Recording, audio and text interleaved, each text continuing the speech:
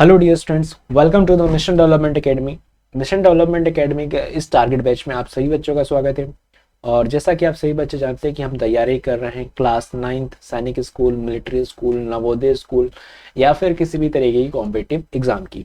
Okay, सो आप जानते हैं कि हम पढ़ रहे हैं साइंस, और साइंस में चल रहा हमारा चैप्टर नंबर 11th, जो कि है हमारा star and solar system. Okay, so इस चैप्टर में जो मोस्टली बात होगी, हम बात करने वाले यूनिवर्स के बारे में, गैलेक्सीज के बारे में, स्टार्स के बारे में, सोलर सिस्टम के बारे में। सो इस चैप्टर में हम कंप्लीटली स्टडी करेंगे स्पेस के बारे में, इवन हम स्टडी करेंगे सोलर सिस्टम के अंदर प्लैनेट्स के बारे में भी। ठीक है, इसके अलावा जितनी भी बॉडी, सेलेस्टियल बॉडी, जो अदर सेलेस्टियल बॉडी जो लाइक एस्टेरॉइड, मेटेरॉइड्स, इन सब की भी हम बात करने वाले हैं।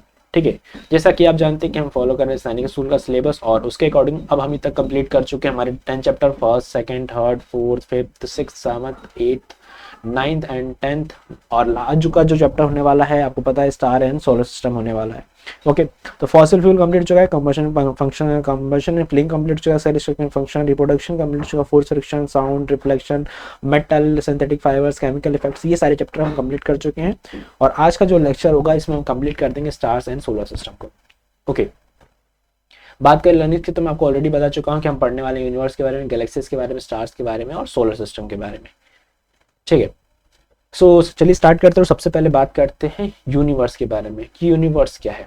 देखो, आप जितनी भी चीजें मतलब जितनी भी चीजें देख रहे हैं, टाइम, स्पेस, मैटर, एनर्जी, ये जितनी भी चीजें एग्जिस्ट करती है ना, वो सब किसका पार्ट है? वो पार्ट है एक यूनिवर्स का, एक यूनिवर्स का पार्ट है। किसका पार्ट है? एक यूनिवर्स का। तो इस यूनिवर्स का एक तरीके का बहुत वास्ट स्पेस है, बहुत बड़ा स्पेस है, जिसमें क्या प्रेजेंट है? गैलेक्सीज प्रेजेंट है, स्टार्स प्रेजेंट है, प्लैनेट प्रेजेंट है, कॉमेट प्रेजेंट है, एस्टेरॉइड प्रेजेंट है, मीटेरॉइड प्रेजेंट है, सैटेलाइट प्रेजेंट है, एनी टाइप ऑफ मैटर, मैं कहूंगा any type of matter, time, space, everything, वो कहाँ प्रेजेंट है? एक यूनिवर्स के अंदर। तो यूनिवर्स क्या है? एक वास्ट स्पेस है with galaxy, stars, planet, comet, asteroids, meteoroid, satellites, any celestial body. ठीक है, तो ये है हमारा यूनिवर्स। हमारा जो अर्थ है, हमारा जो सोलर सिस्टम है, ठीक है, हमारी जो गैलेक्सीज है, वो हमारी जो गैलेक्सी वो किसके अंदर आती है? वो सब आती है यूनिवर्स के अंदर। तो यूनिवर्स का सिंपली मतलब है एवरीथिंग, एवरीथिंग। ठीक है, सो स्टडी ऑफ यूनिवर्स यानी कि स्टडी यूनिवर्स की जो स्टडी होती है, ओनली फॉर्मेशन ऑफ स्टडी, मतलब फॉर्मेशन ऑफ यूनिवर्स किस तरीके से हुआ, यानी कि यूनिवर्स किस तरीके से फॉर्म हुआ, उसकी स्टडी को हम बोलते हैं कॉस्मोलॉजी। क्या बोलते हैं? Cosmology. But study of celestial body, study of celestial body, ठीक है, ये कंप्लीट स्टडी ऑफ स्पेस में कहूंगा। स्टडी ऑफ सेलेस्टियल बॉडी हम बोलते हैं एस्ट्रोनॉमी को, एस्ट्रोनॉमी। ठीक है, तो cosmology is also branch of astronomy. Okay, but astronomy एक कंप्लीट स्टडी है अबाउट सेलेस्टियल बॉडी, स्पेस। ठीक है, सो ये हम कहते हैं एस्ट्रोनॉमी। बट जो यूनिवर्स किस तरीके से फॉर्मेशन हुआ, उसकी स्टडी को हम कहते हैं कॉस्मोलॉजी। ठीक है, थोड़ा सा डिफरेंस है, but cosmology is a part of astronomy. Clear? कुछ थ्योरीज बताई गई है कि हमारी जो यूनिवर्स है, इसका फॉर्मेशन कैसे हुआ। ठीक है, जिसमें से जो मोस्ट फेमस थ्योरी है वो है हमारी बिग बैंग थ्योरी, जिसको किसने दिया था? अबे जॉर्ज लेमार्टे ने। ठीक है, अब जॉर्ज लेमार्टे ने जो कब दिया था? इन्होंने 1927 में दी थी। ठीक है, इनके अकॉर्डिंग क्या था कि एक सिंगल पॉइंट था, एक सिंगल डेंस, बहुत ज्यादा डेंस पॉइंट था। किसका? बहुत, इसमें क्या था? बहुत ज्यादा मैटर और एनर्जी कंसंट्रेटेड थी। ठीक है, मतलब एक सिंगल पॉइंट था, एक सिंगल पॉइंट था जिसमें जितना भी जितनी भी एनर्जी है, जितना भी मैटर है, वो सब प्रेजेंट था। देन क्या हुआ? ये एकदम से एक्सप्लोड कर गया। कब एक्सप्लोड कर गया? 13 बिलियन ईयर अगो। ठीक है, 13 बिलियन साल पहले ये एक्सप्लोड कर गया। अब जब ये एक्सप्लोड कर गया, तो एक्सप्लोड करने से क्या हुआ? अब जो पार्टिकल्स का फॉर्मेशन हुआ, एटम्स का फॉर्मेशन हुआ, फिर उसके बाद एटम्स के बाद stars, planet, galaxies, asteroid, meteoroids, इन जितनी भी सेलेस्टियल बॉडी, इन सब का फॉर्मेशन हुआ। तो ये कहती है बिग बैंग थ्योरी कि जो यूनिवर्स है वो एक सिंगल स्मॉल सिंगुलैरिटी, एक सिंगल पॉइंट से इवॉल्व हुआ है। कब इवॉल्व हुआ है? 13 बिलियन ईयर एगो। ठीक है, अब क्या हुआ कि बिग बैंग थ्योरी ने कहा कि हाँ ठीक है, जो यूनिवर्स एक सिंगल पॉइंट से इवॉल्व हुआ है, और उससे ही ये गैलेक्सीज हैं, स्टार्स है, प्लैनेट है, कॉमेट है, एस्टेरॉइड है, यानी कंप्लीट जो यूनिवर्स है इसका फॉर्मेशन हुआ। तो उन्होंने नेक्स्ट ये भी कहा कि जो यूनिवर्स है वो अभी भी अभी भी बढ़ना रुका नहीं, इवॉल्व होना भी रुका नहीं है, ये अभी भी एक्सपांड कर रहा है अपने आप को, अभी भी नई नई गैलेक्सी, नए नए स्टार्स, नए नए प्लैनेट्स का फॉर्मेशन हो रहा होगा इस यूनिवर्स का, ऐसा माना गया। ओके, तो ये थी हमारी बिग बैंग थ्योरी। तो आई होप कि यूनिवर्स आपको समझ में आया होगा। नेक्स्ट बात आती गैलेक्सीज की, कि गैलेक्सीज क्या होती है। सिंपल मैं बताऊं गैलेक्सी क्या होती है, तो लार्ज कलेक्शन ऑफ स्टार्स, ठीक है, और celestial body, large collection of stars and celestial body, जिसको किसने पकड़ रखा है, ग्रेविटी ने होल्ड करके रखा है, ठीक है। तो जब भी एक ग्रुप बनेगा, लार्ज कलर मतलब ग्रुप बनेगा स्टार्स का, सेलेस्टियल बॉडी का बहुत बड़ा ग्रुप बन जाएगा, तो उस हम ग्रुप को, पर्टिकुलर ग्रुप को हम कहते हैं गैलेक्सीज, ठीक है। क्या कहते हैं, गैलेक्सीज, ठीक है। हमारी इस यूनिवर्स में बिलियंस ऑफ गैलेक्सीज है, अनकाउंटेबल गैलेक्सीज है, ठीक है। हम तो यहाँ पे बिलियंस ऑफ गैलेक्सीज बोल रहे हैं कि बताने के लिए कि अनकाउंटेबल गैलेक्सीज हैं जिनके बारे में हमें आज भी नहीं पता और उनके बारे में आज भी स्टडी की जा रही है। ओके, गैलेक्सीज के टाइप होते हैं on the basis of their shape, ठीक है, किस तरीके से वो दिखते हैं। जैसे स्पायरल शेप में दिख रहा है तो उसको स्पायरल गैलेक्सी बोलेंगे, इलिप्टिकल शेप में होगा तो इसको इलिप्टिकल गैलेक्सीज बोलेंगे, बैरेड स्पायरल का होगा तो स्पायरल मतलब बैरेड स्पायरल गैलेक्सी कहेंगे, और कैसा भी इरेगुलर शेप होगा तो उसे हम इरेगुलर गैलेक्सी कहेंगे। ओके, जिसमें से बात करते हैं हमारी गैलेक्सी, मतलब जिस जो अर्थ है हमारी, वो किस सोलर सिस्टम के अंदर आती है और वो सोलर सिस्टम किस गैलेक्सी के अंदर आता है, उसका नाम है, क्या नाम है उसका, मिल्की वे, ठीक है। मिल्की वे हमारी उस गैलेक्सी का नाम है, जो किस टाइप की गैलेक्सी है, कि स्पायरल गैलेक्सी है, स्पायरल गैलेक्सी, स्पायरल फॉर्म की गैलेक्सी। यहाँ पिक्चर में आप देख सकते हैं मिल्की वे गैलेक्सी को, ठीक है, जिसके अंदर क्या है, हमारा सोलर सिस्टम एग्जिस्ट करता है। ओके, बात करें डायमीटर की, तो डायमीटर इसका more than 1 lakh light year है, ठीक है, more than 1 lakh light year, ठीक है। आप समझ सकते हैं कि कितना बड़ा है। फॉर एग्जांपल जैसे मान लो ये क्या है, हमारा ये स्पायरल शेप में गैलेक्सी है और इसका एक सेंटर होगा, ठीक है। अब एक लाइन इसके सेंटर को टच करते हुए दूसरे पॉइंट पे जा रही है, तो इस लाइन को हम बोलते हैं डायमीटर। तो इसका जो डायमीटर है वो है more than 1 lakh light years, ठीक है। अब लाइट ईयर का मतलब क्या होता है, देखो लाइट ईयर का वैसे बहुत ही सिंपल मतलब है। जैसे मैंने कहा कि मैं किसी को डिस्टेंस बताता हूँ, ठीक है, जैसे मैं मेरे यहाँ से मेरे कॉलेज का, मेरे स्कूल का, या फिर मैं किसी ऑफिस का मैं अपनी डिस्टेंस बताता हूँ कि मुझे यहाँ से उस जगह पे जाने में 10 मिनट लगते हैं या 15 मिनट लगते हैं। अगर मुझे डिस्टेंस नहीं मालूम है इन किलोमीटर में, इन मीटर में, तो मैं क्या करता हूँ, उसको ऐसे बताता हूँ कि हाँ मुझे यहाँ से उस पॉइंट पर जाने में 10 मिनट लगेंगे, 15 मिनट लगेंगे। सेम है लाइट ईयर के साथ। लाइट ईयर क्या बोलता है कि लाइट को एक ईयर, मैंने मतलब लाइट को एक ईयर अगर ट्रैवल करती है इन द स्ट्रेट लाइन, तो कितना डिस्टेंस कवर करती है, उस डिस्टेंस को हम बोलते हैं एक लाइट ईयर। तो लाइट ईयर भी क्या एक तरीके से यूनिट है, किसकी, डिस्टेंस की यूनिट है। फॉर जैसे मीटर है, किलोमीटर है ना, सेम। तो लाइट ईयर ने क्या बताया कि अगर मैंने आज यहाँ से स्टार्ट किया चलना, एक लाइट यहाँ से निकली है और उस लाइट ने ट्रैवल किया 1 साल तक लगातार, ठीक है। आपको मालूम है लाइट की स्पीड क्या होती है, 3 × 10⁸ मीटर पर सेकेंड, ठीक है। इतनी स्पीड से उसने क्या किया, ट्रैवल करना स्टार्ट किया, और ट्रैवल करते करते उसने 1 साल तक इस लाइट ने ट्रैवल किया, तो एक पॉइंट से दूसरे पॉइंट में गई होगी 1 साल में, उस डिस्टेंस को हमने क्या बोल दिया, उस डिस्टेंस को बोल दिया हमने 1 लाइट ईयर। तो वैसे ही जो इसका डायमीटर है वो डायमीटर है more than 1 lakh kilometre, sorry 1 lakh light years. Okay, अब इसके सेंटर में क्या प्रेजेंट है, एक मैसिव ब्लैक होल प्रेजेंट है। क्या प्रेजेंट है, एक मैसिव ब्लैक होल प्रेजेंट है। जैसे हमारी जो गैलेक्सी है इसके सेंटर में क्या प्रेजेंट है, एक ब्लैक होल प्रेजेंट है, जो कि मास के अकॉर्डिंग हमारे सन से भी कई गुना ज्यादा भारी है, ठीक है।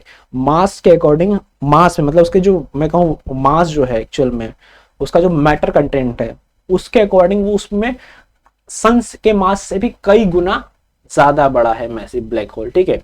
और जो ब्लैक होल की स्टडी की थी, जो फर्स्ट डिस्क्रिप्शन दिया था वो दिया था हमारा प्रोफेसर हरमैन बॉन्डी ने, ठीक है।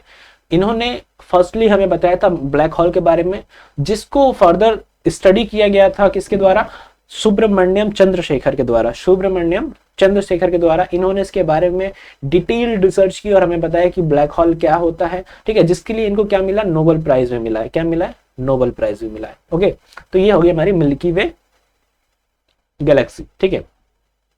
फन फैक्ट की बात करें तो मिल्की वे गैलेक्सी रोटेट करती है। ओके, सोलर सिस्टम जो है सोलर सिस्टम है वो हमारा almost 27,000 light years has from the centre. मान लो ये सेंटर है, उससे कहीं 27,000, ठीक है, ऑलमोस्ट यहाँ कहीं पे क्या है हमारा सोलर सिस्टम एग्जिस्ट करता है, ठीक है। और जो कि कितनी की स्पीड से ट्रैवलिंग कर रहा है, at a speed of 8,28,000 kilometre per hour, यानी कि 1 घंटे में वो 8,28,000 किलोमीटर ट्रैवल कर रहा है, ठीक है। और इसको एक रोटेशन लेने में हमारे सोलर सिस्टम को मिल्की वे की एक रोटेशन कंप्लीट करने में, सॉरी कि यहाँ पे रोटेशन नहीं होगा, रिवोल्यूशन होगा, ठीक है। यहाँ पे थोड़ा वर्ड मिस्टेक है, मैं लिख देता हूँ यहाँ पे। जो हमारी जो सोलर सिस्टम है, हमारा जो सोलर सिस्टम है जिसमें हमारी अर्थ एग्जिस्ट करती है, उसको हमारी मिल्की वे का एक चक्कर कंप्लीट करने में ऑलमोस्ट 230 मिलियन ईयर, मतलब मिलियन ईयर लग जाएंगे, 230 मिलियन ईयर लगेंगे एक कंप्लीट रिवोल्यूशन करने में। तो सोच सकते हो कि जो हमारा जो मिल्की वे गैलेक्सी वो कितना बड़ा हो सकता है। हमें पता है कि सोलर सिस्टम की स्पीड कितनी है, हमारी सोलर सिस्टम की स्पीड है 8,28,000 किलोमीटर पर आवर, लेकिन उसके बावजूद इसको मिल्की वे गैलेक्सी का एक राउंड कंप्लीट करने में 230 मिलियन ईयर्स लग सकते हैं, ठीक है। तो कितना बड़ा होगा हमारा गैलेक्सी, ठीक है। नेक्स्ट बात करते हैं स्टार्स की। देखो स्टार्स क्या होते हैं, स्टार्स हमारे ल्यूमिनस बॉडीज होती हैं, ठीक है। ल्यूमिनस बॉडी का मतलब क्या होता है, ऐसी बॉडी जो कि क्या करती है, लाइट इमिट करती है, लाइट को छोड़ती है। मैंने आपको ल्यूमिनस ऑब्जेक्ट बताए थे, सेम लुमिनस हेवनली बॉडी या फिर मैं कहूँ सेलेस्टियल बॉडी, जो कि क्या करती है, लाइट इमिट करती है, रेडिएशन इमिट करती है in the form of energy, ठीक है। जिससे क्या होता है, हमें ट्विंकलिंग इफेक्ट देखने को मिलता है एटमॉस्फेरिक डिस्टर्बेंस की वजह से, ठीक है। अब अगर रात में आप अगर आसमान को देखेंगे तो आपको तारे दिखाई देंगे चमकते हुए, ठीक है। वो क्यों दिखाई देते हैं हमें, क्योंकि जो स्टार्स है वो क्या करते हैं, लाइट इमिट करते हैं, और लाइट इमिट करते हुए जो लाइट ट्रेवल करती है और हमारे एटमॉस्फेयर में आती है तो वो थोड़ा डिस्टर्ब हो जाती है। एटमॉस्फेरिक डिस्टर्बेंस के कारण हमें वो चमकता हुआ दिखाई देता है, ट्विंकलिंग करता हुआ दिखाई देता है, ठीक है। जबकि जो लाइट जो स्टार्स होते हैं चमकते नहीं है, सिंपली वो लाइट को इमिट करते हैं, ओके। बात करें सन, तो सन भी हमारा लाइट इमिट करता है, ओके। देखो अब ये बात होती है कि बच्चों को बहुत ये डाउट रहता है कि हमें तारे खाली रात में क्यों दिखाई देते, दिन में क्यों नहीं दिखाई देते। देखो इसका जो मेन रीजन है वो है हमारा सन। जो सन है वो हमारा बहुत ज्यादा करीब है किसके, अर्थ के।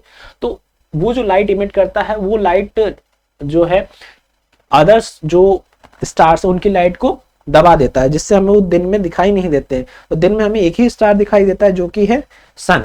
और सन हमारी अर्थ से कितना दूर है, 150 मिलियन किलोमीटर, ऑलमोस्ट कितना हो जाएगा ये हमारा, ऑलमोस्ट 15 करोड़ किलोमीटर है फ्रॉम द अर्थ, ठीक है। तो आप सोच सकते हैं कि ये जो सन है जो कि सबसे क्लोजेस्ट है, उसको भी वो भी कितना दूर है हमारे अर्थ से, 150 मिलियन किलोमीटर, यानी कि ऑलमोस्ट 15 करोड़ किलोमीटर दूर है, ठीक है।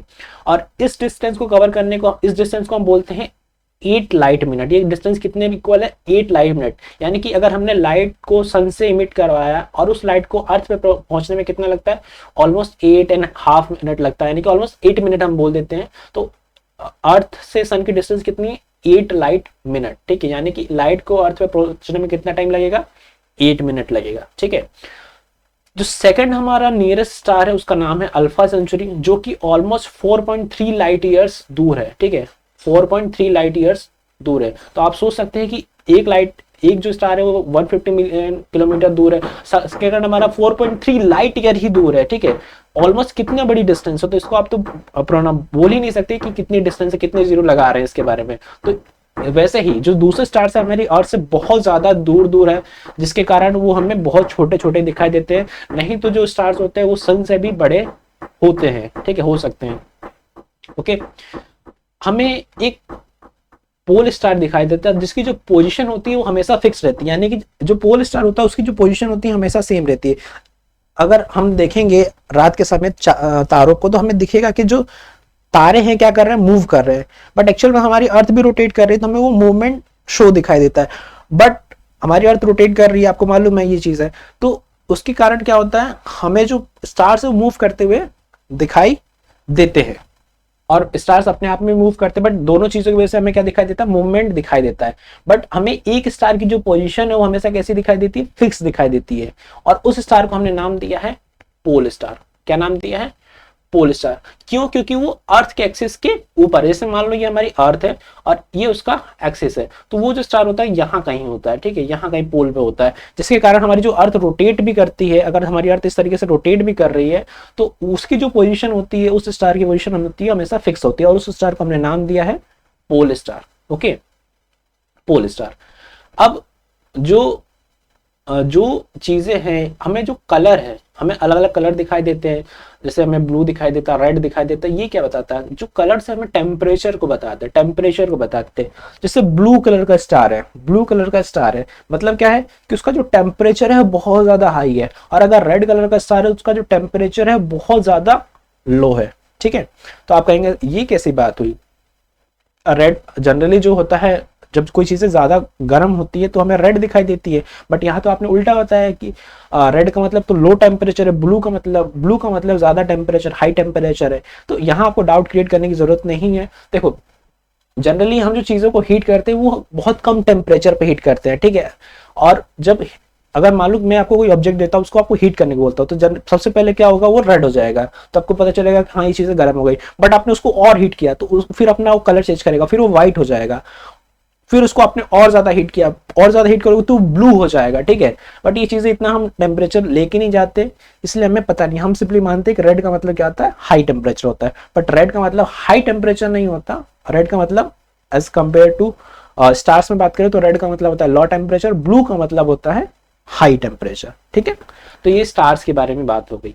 ओके, इस चीज को आपको ध्यान में रखना है, इसको ये थोड़ा अपोजिट है, इस चीज को इंपॉर्टेंट है तो आपको ध्यान में रख सकते हैं, इसको चीज को भूलना नहीं है। ओके, नेक्स्ट बात करते हैं मास और लाइफ साइकिल की, कि स्टार का फॉर्मेशन कैसे होता है, ठीक है। अब जो स्टार का फॉर्मेशन है, वो स्टार का फॉर्मेशन होता है हमारा नेब्यूला से, ठीक है। नेब्यूला क्या होता है, सिंपली आप समझ सकते हैं कि क्लाउड होता है किसका, गैस और डस्ट का, ठीक है। अब ये जो गैस और डस्ट का क्लाउड है, मतलब इसके अंदर गैसेस प्रेजेंट है। मेनली जो गैस प्रेजेंट होती है वो होती है हमारी हाइड्रोजन, और ये हाइड्रोजन गैस क्या करती है, ये धीरे धीरे कन्वर्ट होती है किसमें, हीलियम में कन्वर्ट होती है। मैंने आपको मेटल में बताया था कि हाइड्रोजन हीलियम एलिमेंट्स होते हैं, वैसे ही नेबुला में क्या होता है, जो हाइड्रोजन होती है वो किस में कन्वर्ट होती है, हमारी हीलियम में कन्वर्ट होती है, और एनर्जी को रिलीज करती है। धीरे धीरे क्या करते हैं, एनर्जी को रिलीज करती हुई जाती है और हीलियम में कन्वर्ट होते जाती है। एक टाइम पे क्या होता है, एक टाइम आता है जिसमें क्या होता है, ये हाइड्रोजन खत्म हो जाता है। हाइड्रोजन खत्म होता है उस टाइम तक ये कुछ इस तरीके का बन चुका होता है, इसके अंदर एक कोर होता है, ठीक है, उसके ऊपर एक शेड होता है।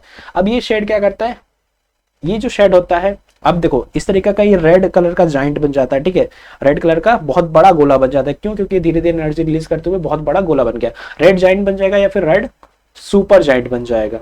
ओके, मैं ये बात कर रहा हूं हमारी लाइफ साइकिल ऑफ स्टार्स की, कि स्टार्स का फॉर्मेशन कैसे होता है। अब देखो रेड जाइंट बन गया और हमारा रेड सुपर जाइंट बन गया। अब क्या होता है, अब जो होता है, जो इसकी जो आउटर लेयर होती है वो प्लेनेटरी नेबुला की तरह एक्ट करती है, ठीक है। अब क्या होगा, जब इसकी हाइड्रोजन खत्म हो चुकी है और इसकी जो आउटर कवरिंग है जो कि प्लेनेटरी नेबुला हम जिसे बोलते हैं, ठीक है, तो ये क्या करेगा, जब खत्म हो जाएगा तो ये एक्सप्लोड करता है, क्या करता है, एक्सप्लोड करता है और अपनी जो आउटर लेयर है उसको क्या करता है, बाहर निकाल देता है, ठीक है, अपनी बाहर निकाल देगा। आउटर लेयर का नाम क्या है, प्लेनेटरी नेबुला, ठीक है।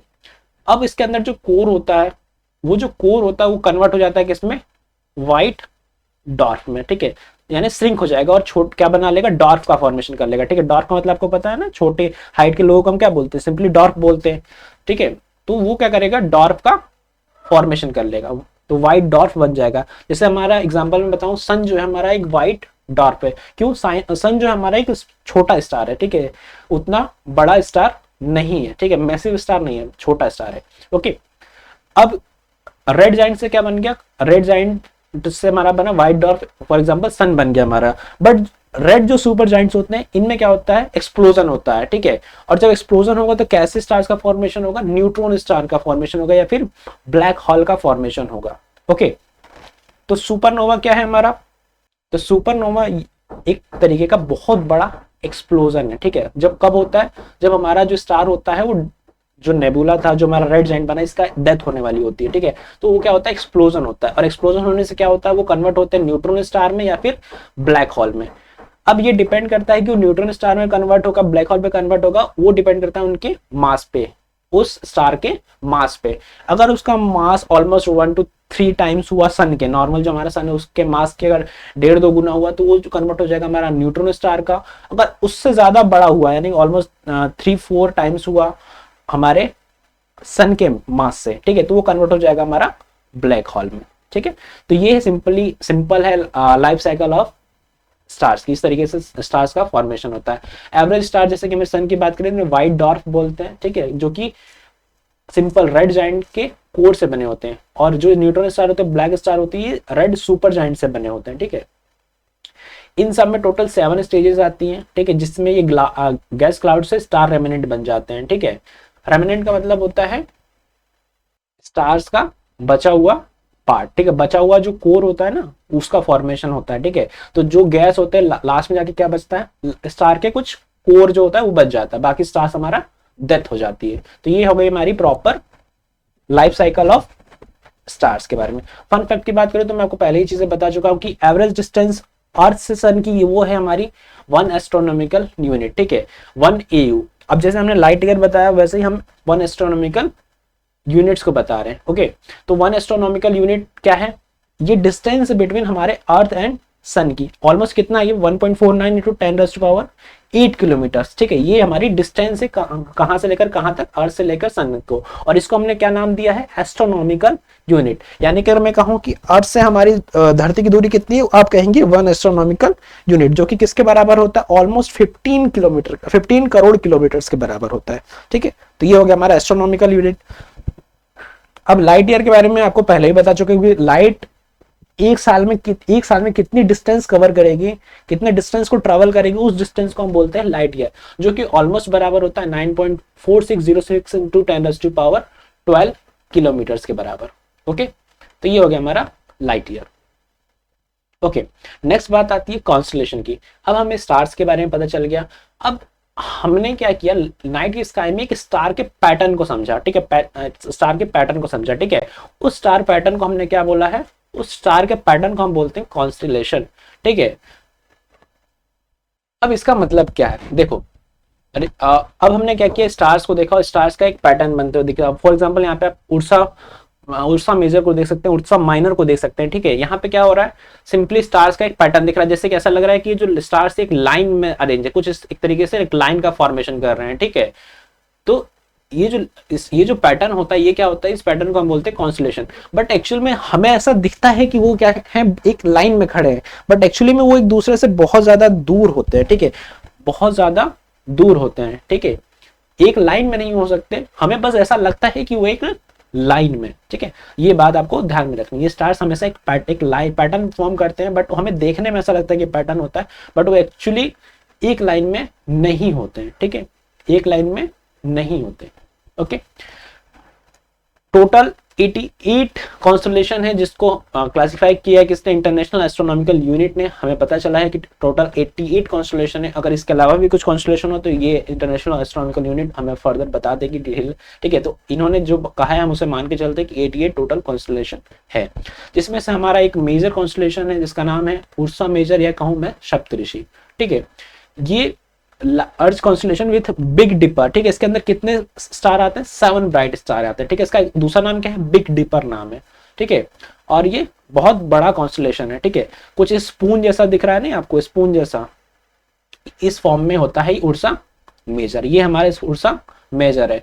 सप्तऋषि इसलिए क्यों बोलते हैं, क्योंकि इसमें 7 तारे, उन 7 तारों को हमारे 7 ऋषियों के नाम पर रखा गया, जिसमें भृगु, वशिष्ठ, अंगिरस, अत्रि, पुलस्त्य, पुलाहा और क्रतु है, ठीक है। इन 7 तारों का नाम दिया गया ऑन द नेम ऑफ हमारे जो भी ऋषि थे, जिन्होंने वेद के बारे में, जिनको वेद के बारे में नॉलेज था, ठीक है। सेम उर्सा माइनर भी होता है, ठीक है। उर्सा माइनर, उर्सा मेजर, ठीक है। इसमें क्या होता है, पोल स्टार भी होता है, ठीक है, पोलरिस, ठीक है। इसको लिटिल बियर भी बोलते हैं और इसको बिग बियर भी बोलते हैं, ठीक है। बिग डिपर भी बोलते हैं इसको, बिग बियर भी बोलते हैं, 7 सप्तऋषि भी बोलते हैं, उर्सा मेजर बोलते हैं, ठीक है। तो अलग अलग नाम हो सकते हैं, आपको ध्यान में रखना है, ओके। उर्सा माइनर में पोल स्टार होता है, known as the little bear, ठीक है, लिटिल बियर की तरह होता है, ठीक है, with a small grouping called the little deeper. ये उर्सा मेजर के जैसा ही दिखता है बट उससे छोटा है, ठीक है। इसके अंदर क्या प्रेजेंट है, पोल स्टार प्रेजेंट है, ठीक है। और इसके अंदर क्या है, एक ग्रुपिंग बनाता है, इसको क्या बोलते हैं, लिटिल डिपर, ठीक है। ओके, नेक्स्ट जो कॉन्स्टेलेशन है वो हमारा है ओरियन।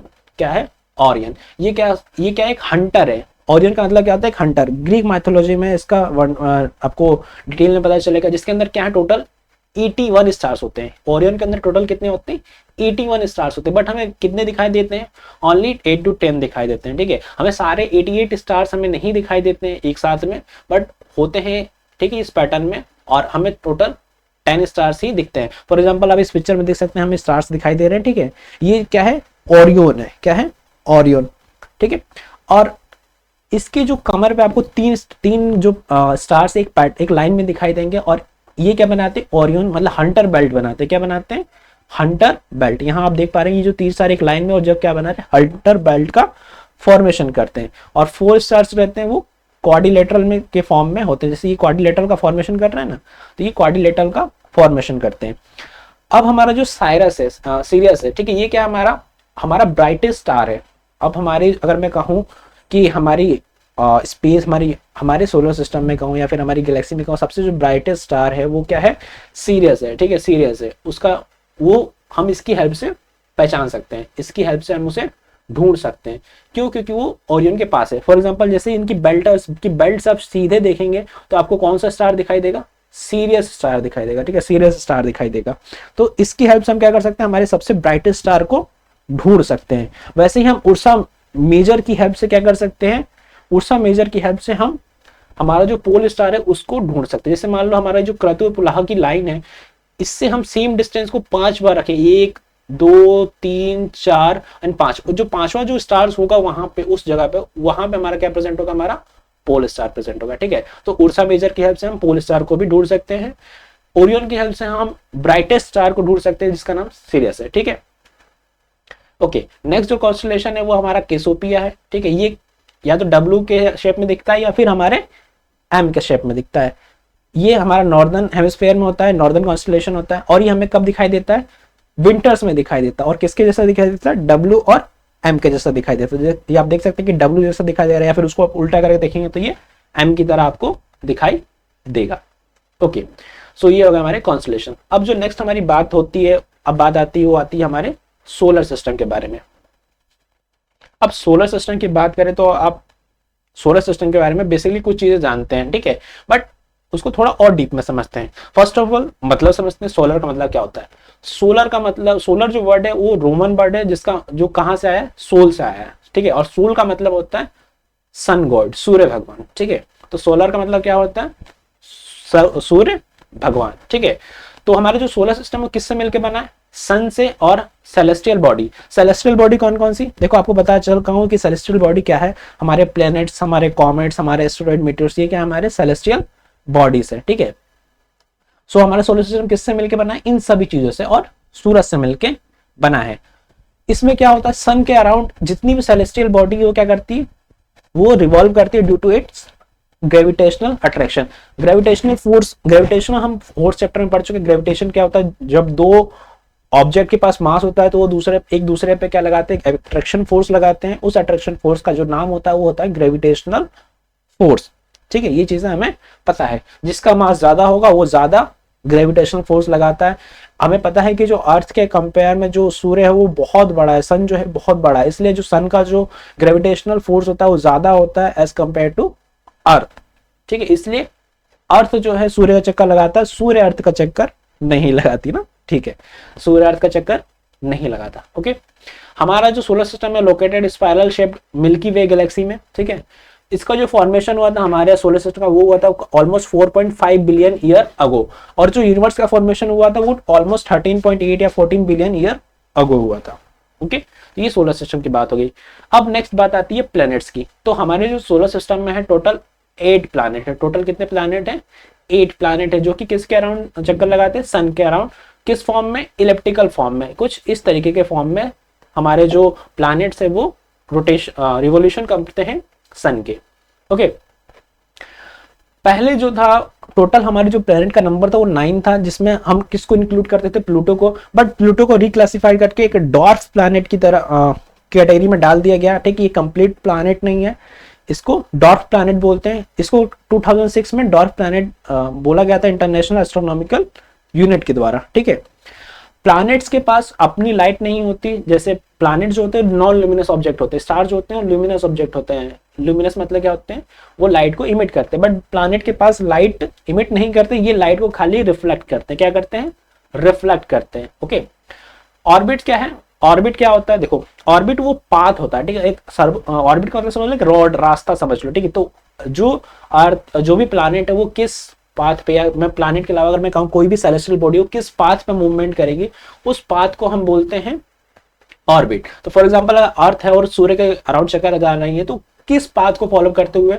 किस पाथ को फॉलो करते हुए उस पे वो मूवमेंट करेगी, उस पे वो रिवोल्यूशन करेगी, उस पाथ को हम बोलते हैं ऑर्बिट। ठीक है, तो प्लैनेट पाथ क्या है, पाथ है जिस प्लैनेट क्या करते हैं, सूर्य का चक्कर काटते हैं। ठीक है, तो time to complete one revolution, ठीक है, the time to complete one revolution is the period of revolution. देखो अब यहाँ हमारा अर्थ है, हमारी अर्थ है, और इसने क्या किया, रिवोल्यूशन स्टार्ट किया, और यहाँ इसने यहाँ आके ये रुका।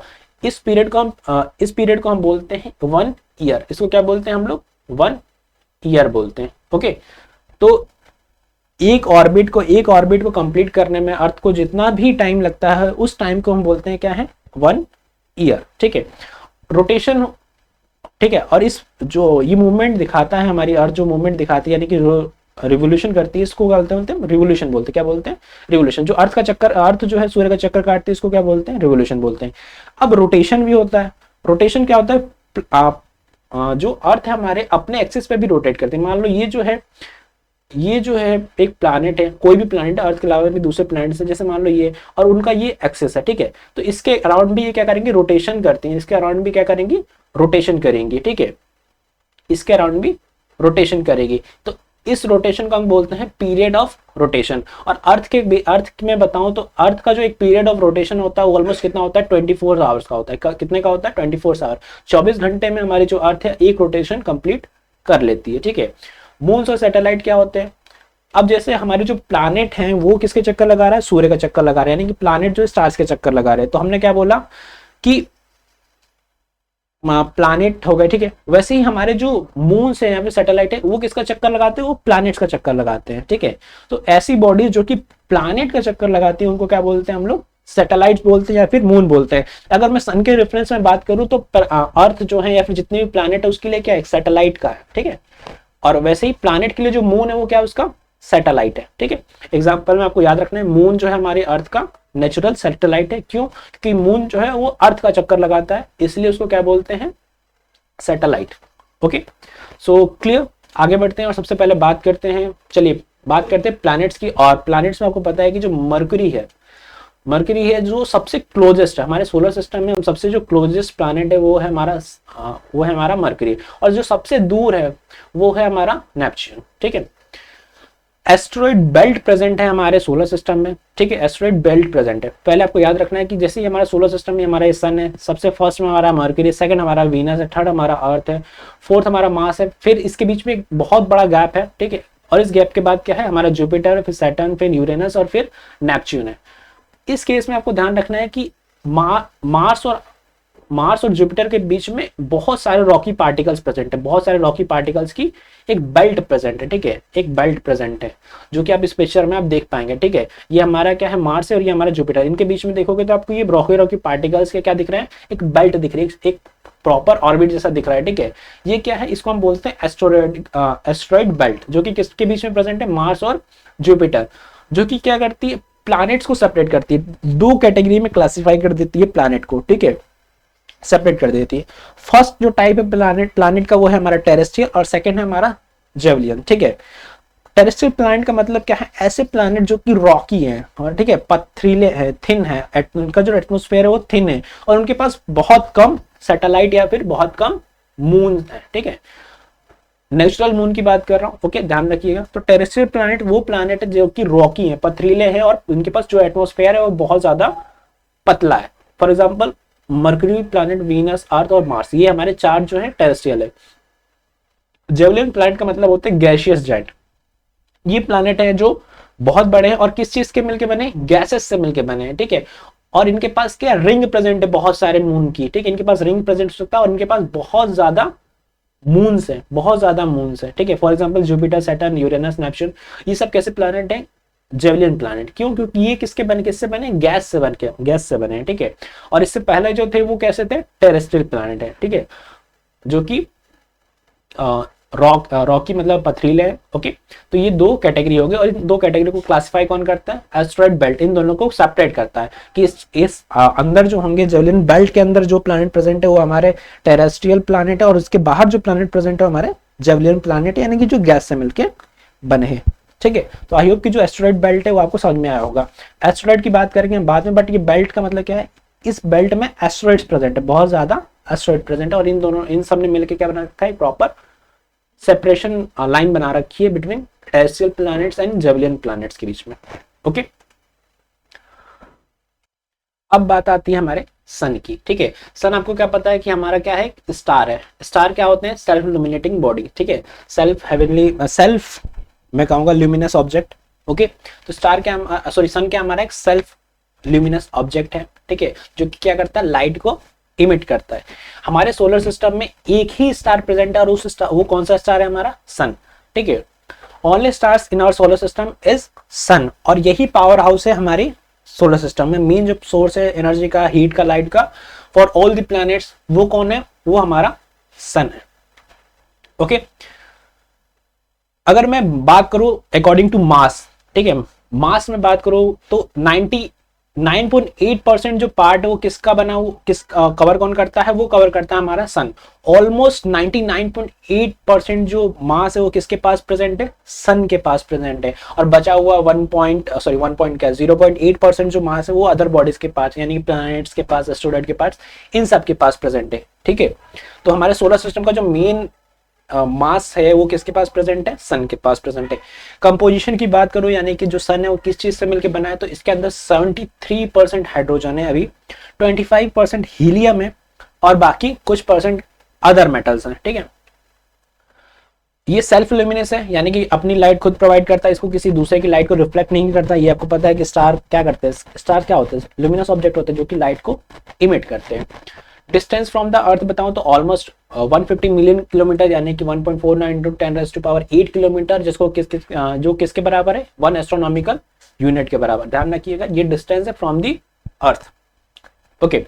लाइट को ट्रैवल कर, जब लाइट जो है जो इमिट करता है हमारा सन, उसको ट्रैवल करते हुए हमारी अर्थ पे पहुंचने में ऑलमोस्ट 8 मिनट 30 सेकेंड्स लगते हैं, ठीक है। तो हम अगर मैं कहूँ कि डिस्टेंस कितनी है अर्थ की फ्रॉम द सन, तो आप कहेंगे 8.30 minutes year, sorry 8.30 light minutes, okay. ये हमारा लाइट की, सॉरी लाइट डिस्टेंस हो गई, ठीक है। लाइट कितने की स्पीड में ट्रैवल करती है, ऑलमोस्ट 3 लाख किलोमीटर पर सेकंड की स्पीड में, ठीक है। सरफेस टेम्परेचर की बात करूं, इसका जो सरफेस का टेम्परेचर है, यानी इसका जो सरफेस का जो बाहर है सरफेस, उसका टेम्परेचर, कोर की बात नहीं कर रहा हूँ, तो सरफेस का जो temperature almost 5505 degree Celsius, almost 5778 kelvin के बराबर है। जबकि अगर मैं सेल्सियस में बताऊं, डिग्री सेल्सियस में आपको याद रखना है 5505 डिग्री सेल्सियस है। बट वहीं बात करूं उसका सेंटर के टेम्परेचर की, वो ऑलमोस्ट 15.7 मिलियन है, ऑलमोस्ट कितना कहूंगा 1,57,00,000 केल्विन, ठीक है। अगर मैं इसको सेल्सियस में कन्वर्ट करूंगा कोई ज्यादा बड़ा डिफरेंस नहीं आएगा, 1,57,00,000 इसका क्या है, टेम्परेचर एट द सेंटर। तो ये सेंटर में बहुत ज्यादा गर्म है, ठीक है।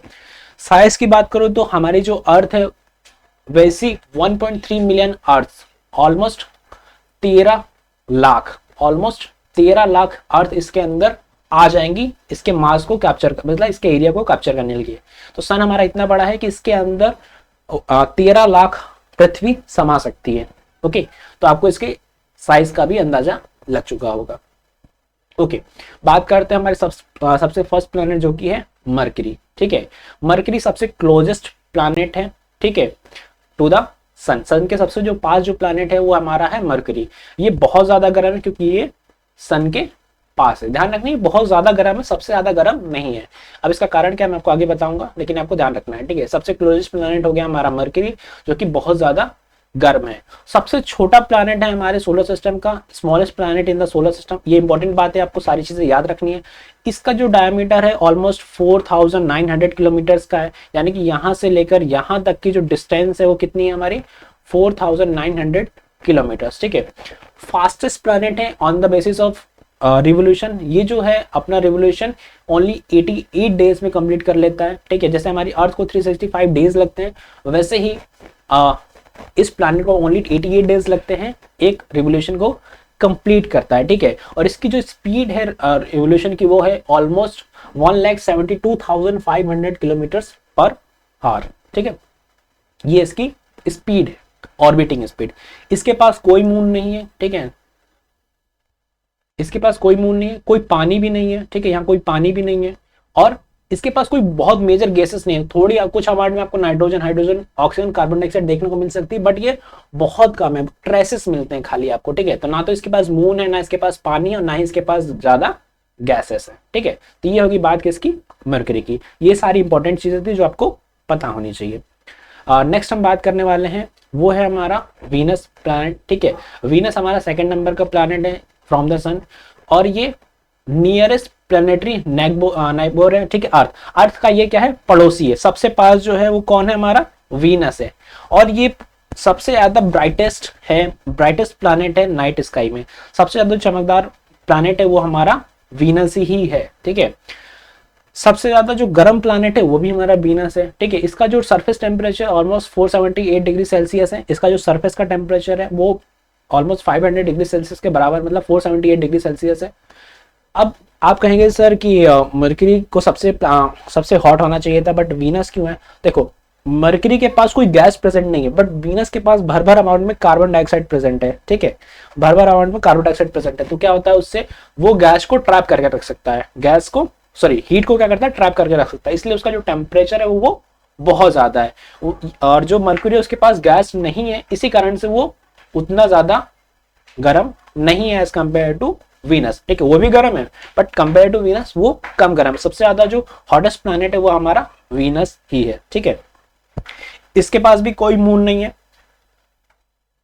और ये जो है अपना रोटेशन कंप्लीट करता है ऑलमोस्ट 243 डेज में। ठीक है, जैसे हमारी जो अर्थ है अपनी रोटेशन कंप्लीट करने में एक दिन लगाती है, बट ये जो वीनस है ये अपना एक रोटेशन कंप्लीट करने में 243 डेज लगाती है, अपने एक्सिस के अराउंड एक रोटेशन को कंप्लीट करने में। ठीक है, इसको अर्थ का जुड़ा भाई भी बोल सकते हैं। ठीक है, अर्थ ट्विन्स भी बोलते हैं। क्यों? क्योंकि इसका जो साइज है, मास है, ये बहुत ज्यादा सिमिलर है किससे, अर्थ से। ठीक है, इसमें एक यूनिक बात ये है कि ये जो है रोटेट करती है क्लॉकवाइज डायरेक्शन में अलॉन्ग विथ यूरेनस। ठीक है,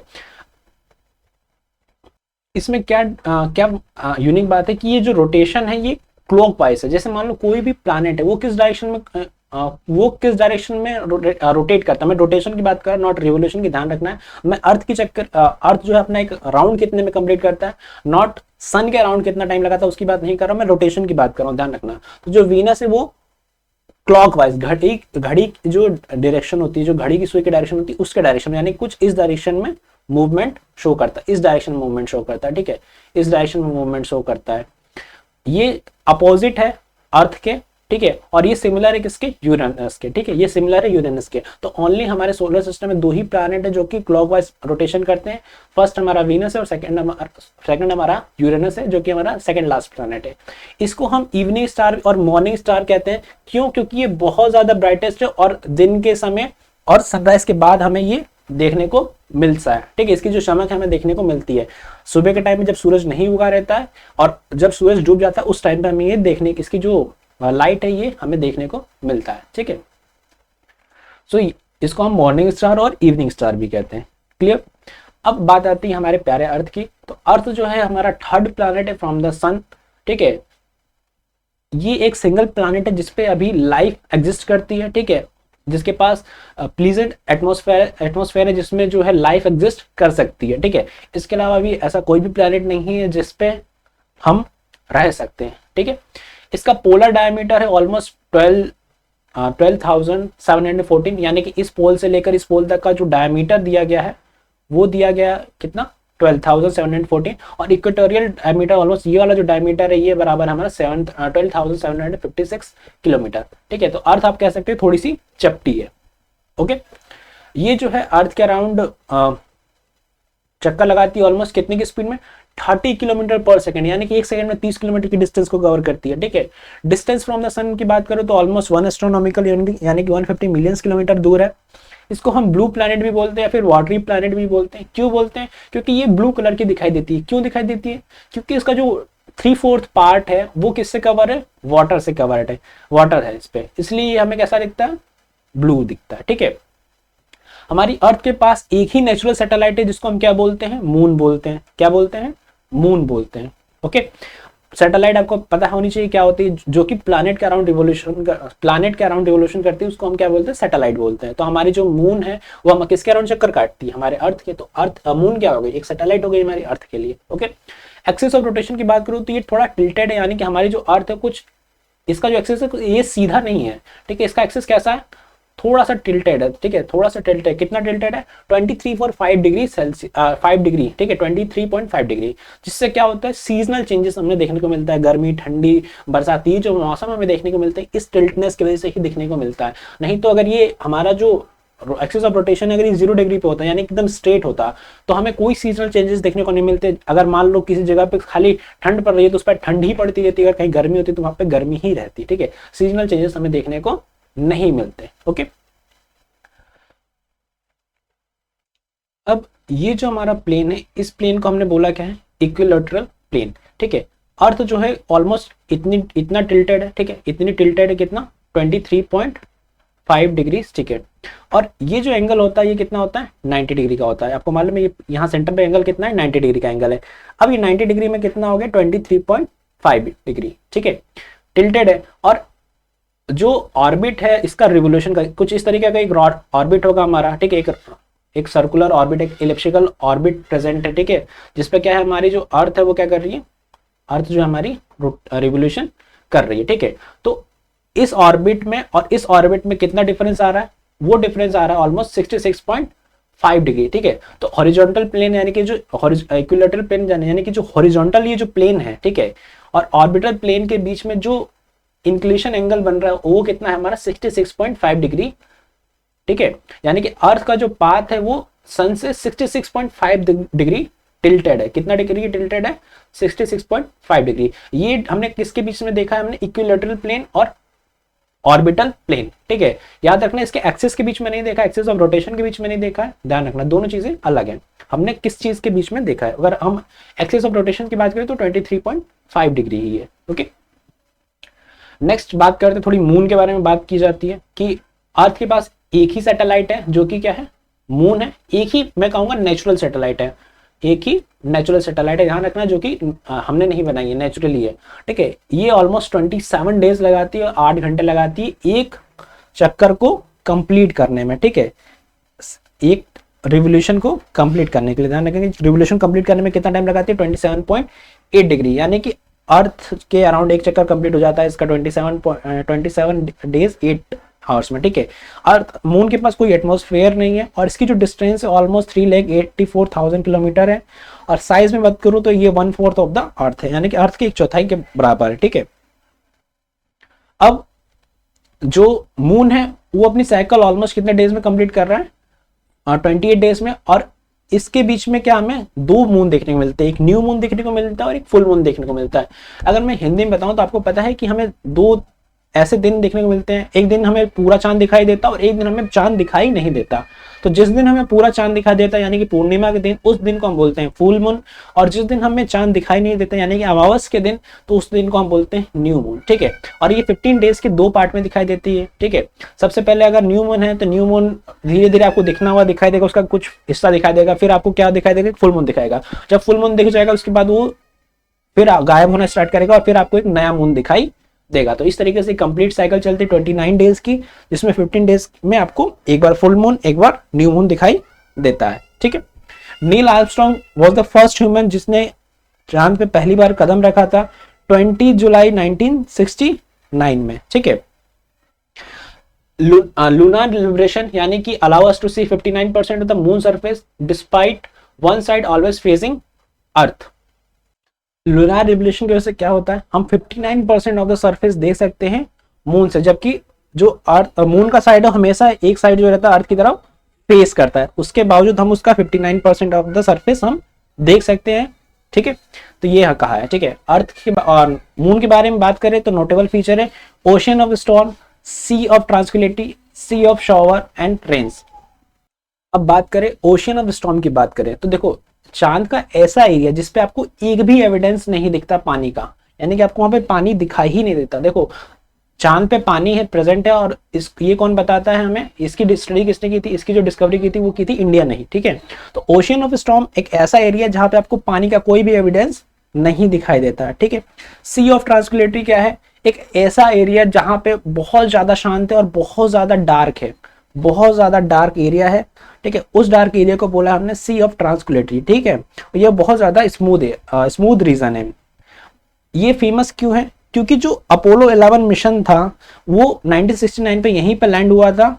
ठीक है, इसलिए ये बहुत ज्यादा फेमस है, ये वाला रीजन। ठीक है, सी ऑफ शॉवर की बात करें या रेंस की बात करें तो ये क्या है, ये बहुत बड़ा लावा प्लेन है। ठीक है, जो कि किस में प्रेजेंट है, इम्ब्रियम बेसिन में। ठीक है, ये क्या होता है आपको बाद में समझना, अभी आपको सिंपल याद रखना है। ठीक है, कुछ चीजें आपको याद रखनी है, कुछ चीजें आपको जाके बाद में ही पता चलेगी। अब ये ऐसा एरिया है जहां पे एक बहुत टाइम पहले क्या हुआ था, एक बहुत बड़े एस्टेरॉइड ने आके इसको मून को हिट किया तो ये वाला रीजन का फॉर्मेशन हुआ था, उसको हमने क्या बोला, सी ऑफ शॉवर या लेन। ठीक है, जब ये टकराए तो ये लावा फॉर्मेशन हुआ। ठीक है, तो ये वास्ट लावा प्लेन है। ठीक है, यहाँ पे क्या प्रेजेंट है, लावा प्रेजेंट है। तो ये बात हो गई हमारे मून के बारे में। ठीक है, अब बात करते हैं हमारे नेक्स्ट प्लैनेट जो कि हमारा है मार्स। अब मार्स के बारे में स्टडी करें तो ये हमारा जो फोर्थ प्लैनेट है फ्रॉम द सन, और यही हमारा लास्ट टेरेस्ट्रियल प्लैनेट है जो कि रॉकी है। ठीक है, इसको हम रेड प्लैनेट भी बोलते हैं, क्यों, क्योंकि इसकी जो मिट्टी है इसमें आयरन बहुत ज्यादा क्वांटिटी में प्रेजेंट है। ठीक है, इसलिए हम क्या बोलते हैं, रेड प्लैनेट करते हैं, और ये रेड कलर का ही हमें दिखाई देता है। ये हमारे सोलर सिस्टम का सेकंड स्मॉलेस्ट प्लैनेट है। ठीक है, आफ्टर मरकरी। मरकरी हमारा सबसे स्मॉलेस्ट है, सेकंड स्मॉलेस्ट हमारा है मार्स। ठीक है, और इसके पास दो मून्स, एक फोवोस और एक डीमोस। ठीक है, दो मून्स, इसके नाम क्या है, फोवोस एंड डीमोस, ये उसके सैटेलाइट्स हैं। इसका जो एटमॉस्फेयर है बहुत ज्यादा पतला है। ठीक है, सरफेस फीचर की बात करूं तो इसमें यहाँ पे वैली प्रेजेंट है, क्रेटर्स प्रेजेंट है, डिजर्ट्स प्रेजेंट है, आइस कैप्स प्रेजेंट है। ठीक है, ये सारी चीजें यहाँ पे प्रेजेंट है। ठीक है, तो इसके एटमॉस्फेयर में पता चलेगा क्या प्रेजेंट है कि भाई बहुत बड़ी बड़ी घाटियां प्रेजेंट है, गड्ढे प्रेजेंट है, रेगिस्तान भी प्रेजेंट हो गया। ठीक है, बर्फ की टॉप भी प्रेजेंट है, और ये होम है किसका, ओलंपस मोन्स का। ओलंपस मोन क्या है, लार्जेस्ट वॉल्केनो है। ठीक है, और tallest mountain in the solar system. हमारे सोलर सिस्टम का सबसे बड़ा वॉल्केनो और सबसे टॉलेस्ट माउंटेन कौन सा है, ओलंपस मोन, जो कि कहाँ प्रेजेंट है, हमारे मार्स पे प्रेजेंट है। ठीक है, तो ये चीजें थी, इंपॉर्टेंट फीचर थे, नोटेबल फीचर थे अबाउट द मार्स। ठीक है, नेक्स्ट बात करेंगे हम लोग जुपिटर की। अब जुपिटर से पहले आपको पता है एस्टेरॉइड बेल्ट आ चुका है, तो एस्टेरॉइड बेल्ट की बात हम बाद में भी कर लेंगे, वैसे भी आपको थोड़ा मैं बता चुका हूँ। अब बात आती है जुपिटर, और जुपिटर हमारा कैसा प्लैनेट है, जैवलिन प्लैनेट, यानी गैसियस जाउंट। किससे मिलकर बना है, गैस से मिलकर बना है। ठीक है, ये फिफ्थ प्लैनेट है फ्रॉम द सन। ठीक है, लार्जेस्ट प्लैनेट है इन आवर सोलर सिस्टम। हमारे सोलर सिस्टम का सबसे जो बड़ा प्लैनेट है वो हमारा जुपिटर ही है, और इसके अंदर ऑलमोस्ट 1300 अर्थ आ सकती है ना। और इसका जो मास है ऑलमोस्ट 318 टाइम है। ठीक है, अर्थ के मास से। ठीक है, ये रोटेट करता है रैपिडली ऑन अपने एक्सिस पे रोटेट करता है। इसका जो एटमॉस्फेयर है उसमें हाइड्रोजन, हीलियम और अदर गैसेस प्रेजेंट है। ठीक है, ये जो हमारा जो प्लैनेट है जुपिटर, ये third brightest object in the night sky. ठीक है, थर्ड ब्राइटेस्ट है। ठीक है, क्यों, आफ्टर द मून हमारा सबसे फर्स्ट है, सेकंड हमारा वीनस है, और थर्ड हमारा जुपिटर है। ठीक है, तो नाइट स्काई में हम सबसे आसानी से मून को देख सकते हैं, उसके बाद हम वीनस को देख सकते हैं, और उसके बाद ही हम जुपिटर को देख सकते हैं। सबसे ज्यादा लाइट रिफ्लेक्ट कौन करेगा, जुपिटर करेगा। ठीक है, थर्ड नंबर पे इसके पास क्या प्रेजेंट है, ग्रेट रेड स्पॉट प्रेजेंट है। ठीक है, अब ये जो ग्रेट रेड स्पॉट क्या है, ये बहुत बड़ा तूफान है जो कि किस पे रैगिंग कर रहा है, इस पे ही, और जुपिटर पे अभी तक है। ठीक है, सबसे बड़ा जो स्टॉर्म है वो जुपिटर पे प्रेजेंट है। स्टॉर्म का मतलब आपको पता है तूफान, और सबसे बड़ा तूफान कहां पर प्रेजेंट है, जुपिटर पे। ठीक है, इसके पास 53 नेम्ड मून है, और 26 को जो है अभी नाम देना बाकी है। टोटल इसके पास कितने हो रहे हैं, 79 मून्स हो रहे हैं। ओके अभी इसके टाइम पे इसके पास ज्यादा मून्स हो चुके हैं। बाकी इस डेटा के अकॉर्डिंग हमें पता है कि 53 मून्स को हमने नाम दिया है इसके, और 26 मून्स को इसको नाम अभी नहीं दिया है। टोटल इसके पास मून्स है 79, ठीक है। इसके पास 4 गैलीलियन मून्स हैं, ठीक है। ये क्या है, बहुत बड़े बड़े मून्स होते हैं। गैलीलियन साइंटिस्ट थे जिन्होंने टेलीस्कोप से इनकी डिस्कवरी की थी, इसलिए इसको गैलीलियन मून्स बोलते हैं। ये बहुत बड़े बड़े मून्स है, जैसे कि हमारा लो, यूरोपिया, गैलीमेड, कैलिस्टो, ये सब क्या है, बहुत बड़े बड़े मून है किसके, जुपिटर के, ठीक है। और इसमें गैनीमेड जो है लार्जेस्ट मून है हमारे सोलर सिस्टम का। तो हमारे सोलर सिस्टम का जो सबसे लार्जेस्ट मून है वो कौन है, हमारा गैनीमेड, ठीक है। नेक्स्ट बात आती है हमारी किसकी, सैटर्न की। तो सैटर्न जो है हमारा 6th प्लैनेट है फ्रॉम द सन, और सेकंड लार्जेस्ट प्लैनेट है, और गैसियस जाइंट। आपको मालूम है कि जोविलियन प्लैनेट स्टार्ट हो चुके हैं, क्यों, क्योंकि एस्टेरॉइड बेल्ट के बाहर आते हैं ये प्लैनेट।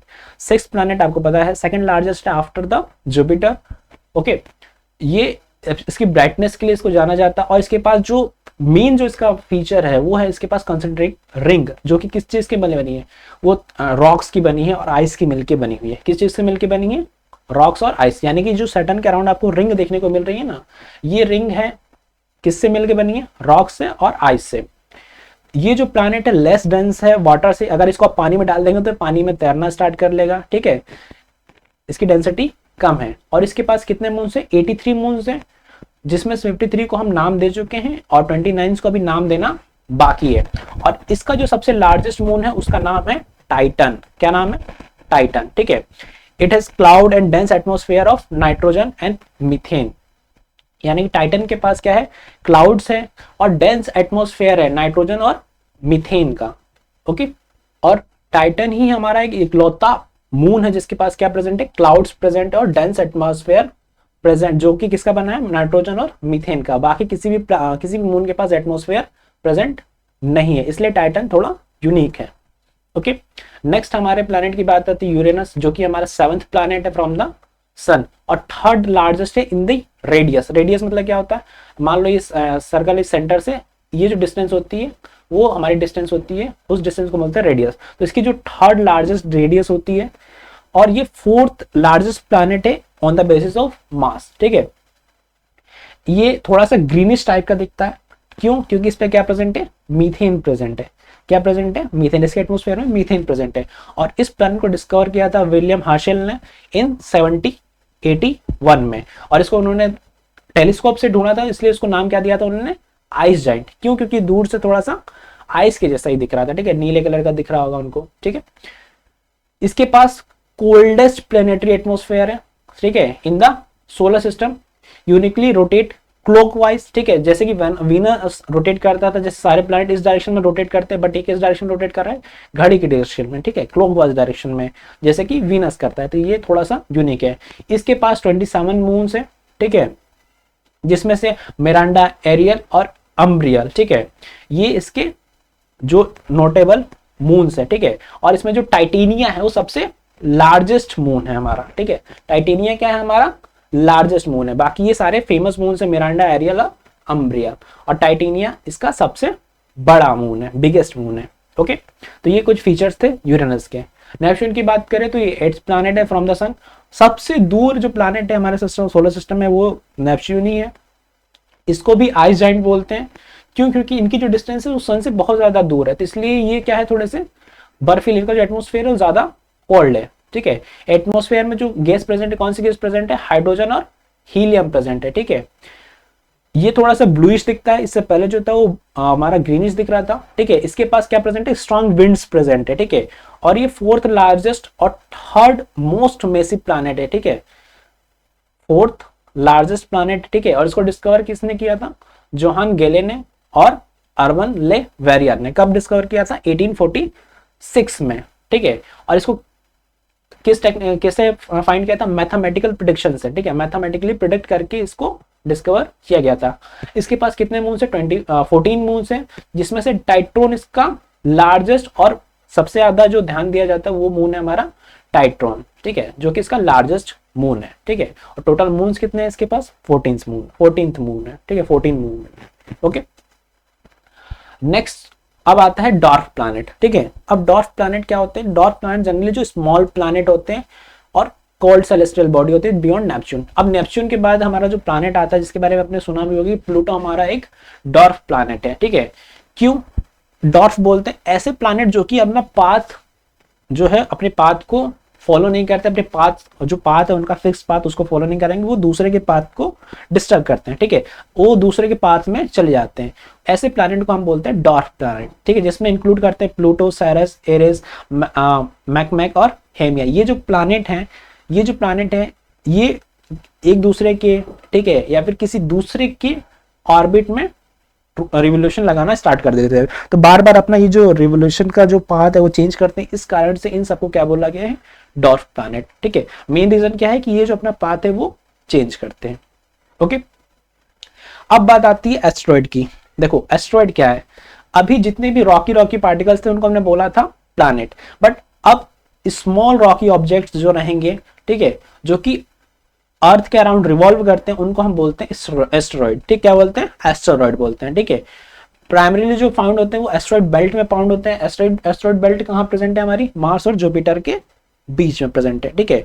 ये बहुत ज्यादा छोटे हैं इसलिए इनको हम प्लैनेट्स नहीं बोल सकते, ठीक है। इनका जो प्लैनेट का जो साइज है उस साइज से ये छोटे हैं, तो इनको हम प्लैटेनॉइड्स बोल सकते हैं या फिर माइनर प्लैनेट्स भी हम बोल सकते हैं, ठीक है। तो जो प्लैनेट का साइज है ये उनसे काफी छोटे हैं। अगर कुछ फेमस एस्टेरॉइड की बात करें तो सेरेस जो सबसे बड़ा एस्टेरॉइड है, वेस्टा, शाइकी, ये सारे क्या है? हमारे फेमस एस्टेरॉइड्स हैं, ठीक है। तो एस्टेरॉइड क्या है? स्मॉल रॉकी ऑब्जेक्ट है जो कि किसके अराउंड चक्कर काटते हैं? सूर्य के, सन के अराउंड, ठीक है। आप पिक्चर में देख सकते हैं ये हमारा क्या है? एस्टेरॉइड है, ठीक है। अब कॉमेट क्या है? ये भी एक मेंबर है सोलर सिस्टम का जो कि किसके अराउंड लगाता है चक्कर? सूरज के अराउंड, ठीक है। और इसका जो ऑर्बिट होता है इलिप्टिकल ऑर्बिट होता है, ठीक है। इसको हम टेल्ड स्टार भी कहते हैं। क्यों? क्योंकि जब सूरज के पास जाएंगे, ठीक है, जब भी सूरज के पास जाएंगे तो क्या करेंगे? एक बहुत ज्यादा ब्राइट ग्लोइंग टेल बना लेंगे, ठीक है, अपोजिट डायरेक्शन में, किसके? सन के, ठीक है। इसलिए इसको क्या बोलते हैं लोग? टेल्ड स्टार बोलते हैं, ठीक है। और ये बहुत ज्यादा ब्राइट हो जाते हैं, ठीक है।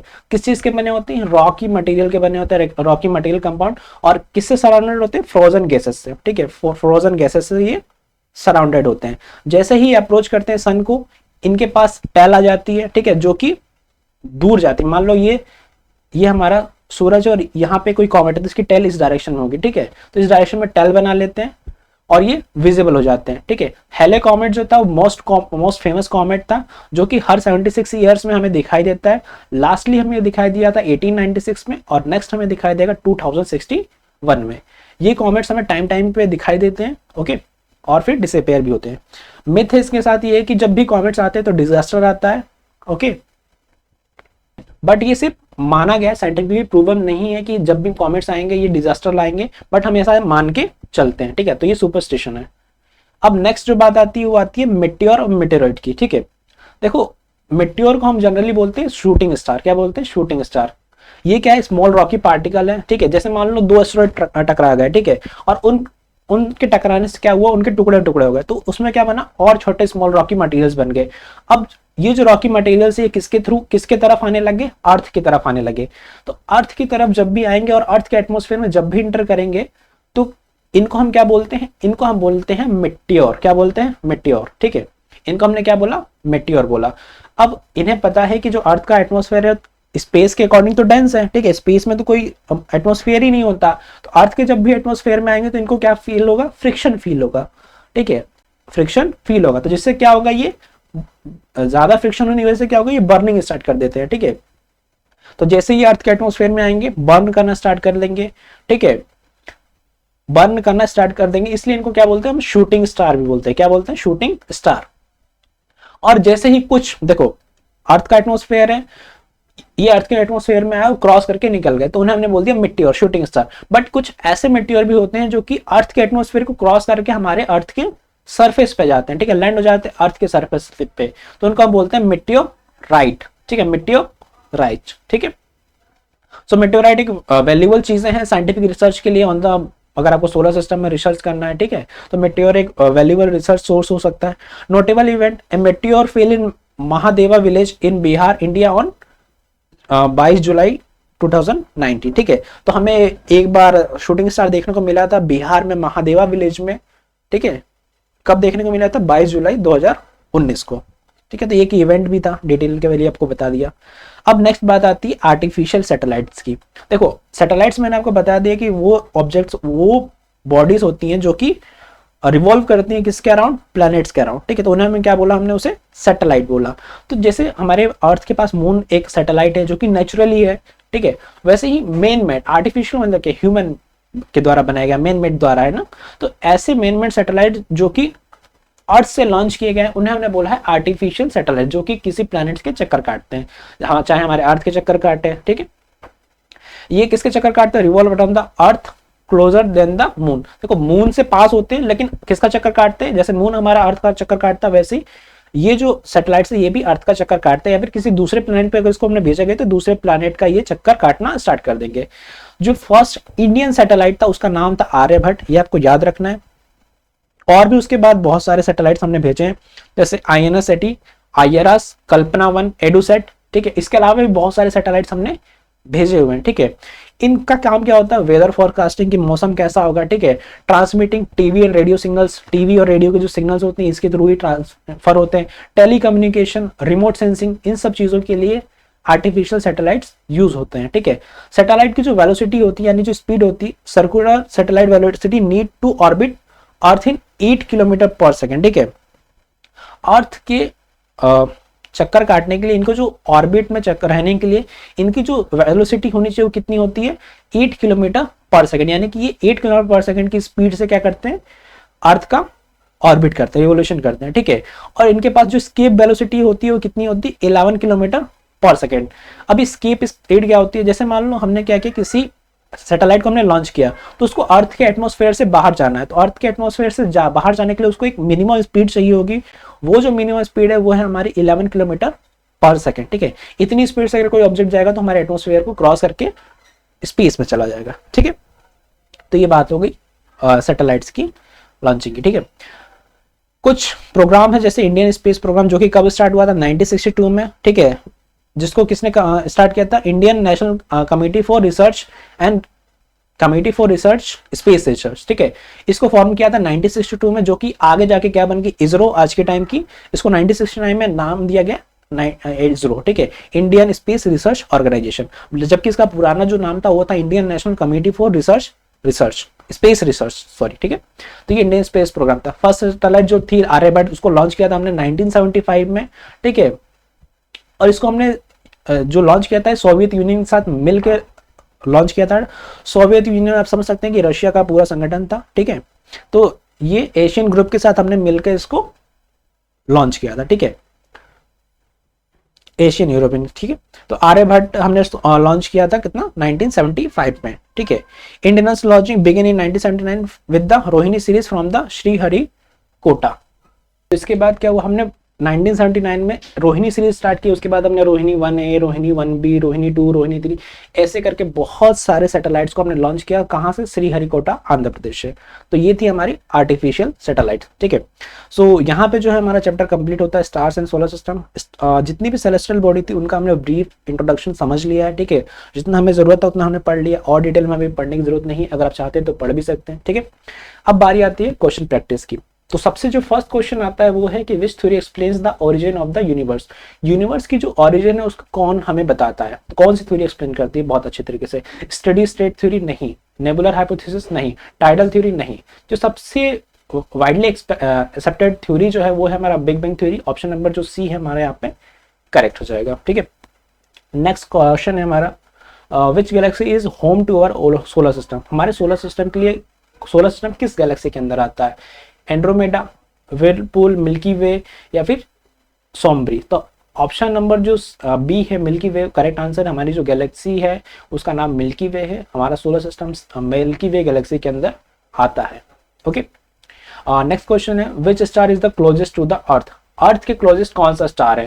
देखो साइरस क्या है, ब्राइटेस्ट स्टार है, ठीक है, लेकिन ये हमारे अर्थ के पास नहीं है, ठीक है। अल्फा सेंचुरी हमारा सेकेंड नियरेस्ट स्टार है, क्या है, सेकेंड नियरेस्ट स्टार है। जो फर्स्ट हमारा नियरेस्ट स्टार है वो है हमारा सन, ठीक है, जो कि कितना दूर है, ऑलमोस्ट 1 एस्ट्रोनॉमिकल यूनिट, ठीक है। तो सन हमारा फर्स्ट क्लोजेस्ट स्टार है, ठीक है।